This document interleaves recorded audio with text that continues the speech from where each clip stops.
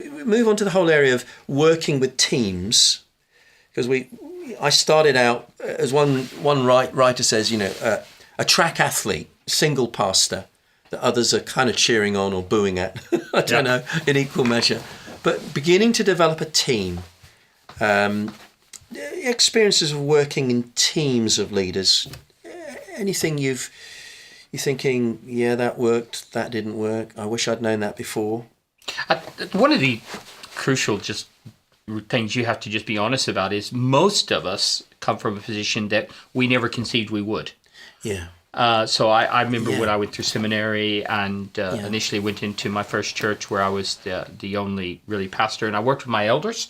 But in one sense, I'd had no training in team management, no training in how to manage and lead and to set priorities. I came to a situation where suddenly I had one man I was working alongside. That was not difficult. If there are just two of you, that's far easier. But then that multiplied in a very short period of time to about 5 to 6 people. Yes. In a particular period. And I think one of the challenges to me was to recognize you have to learn what to do. Yeah. One of the things is you constantly think you're an expert, but actually I think you just need the humility to always be learning, always going alongside others and say, look, how do I do this? How do I manage a team? Yeah. Managing a team, it's learning how to be a good team player yourself. Yes. And not thinking that you're in charge, but working with a team. It's learning to have clear goals. We talk a lot nowadays. I think there's a lot about being smart and reading people's personalities and understanding the different kind of characteristics and personalities of people, and not reacting to the personalities you personally react to, but learning how to blend that together, to accomplish more. But in the end, I think that you accomplish far more through learning how to work as a team than you can ever do on your own. Yeah. So to me, it's a joy. Yes. But it's something I've had to spend a lot of time thinking about. Yeah, I found a delight working with a team. But also, the thing I wasn't prepared for was just how much time it would take. So I assumed, have a team, that would free me up. But actually, a team sucks me in. I have to give more time, tons more time, to get the team working really well so that they then multiply other ministries. And I wasn't prepared for that. I thought the team would give me more time to do other things. Actually, the team is now my main job. To keep that team working well. And also pretty scary, learning stuff, still today, still learning stuff about teams, thinking, I wish I'd known that 25 years ago. That's your experience. Paul, working with teams. We have loads of teams at Charlotte, and people are working very hard and doing a wonderful job. I mean, I'm amazed at the hours people put in.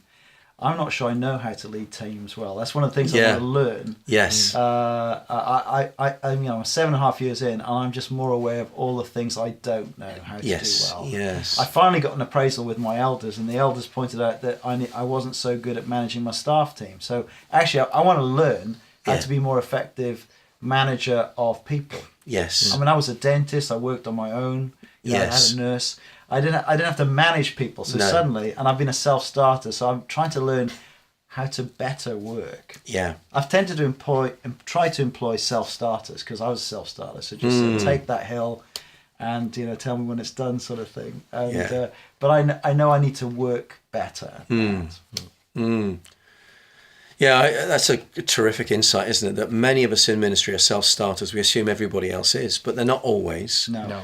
And learning to have I found it quite hard how to have direct conversations. I'm a natural nurturer.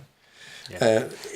In the church, I would nurture people through their problems. But actually, sometimes with our staff, particularly with our senior staff, having to have very direct conversation didn't come easy because I don't want them to be upset. And it's not like a company, is it? At the end of the day, you can, in our church, if you have a home group and somebody can come and say, oh, the boss is really getting on my nerves, would you please pray for the boss? But you can't do that when one of the elders is your boss, can you? It's going to create mayhem. And it's more like learning a family. How do you manage a family rather than how do you manage as if they were all paid employees who go home at night and can go and kick the cat or whatever they do to release their tension.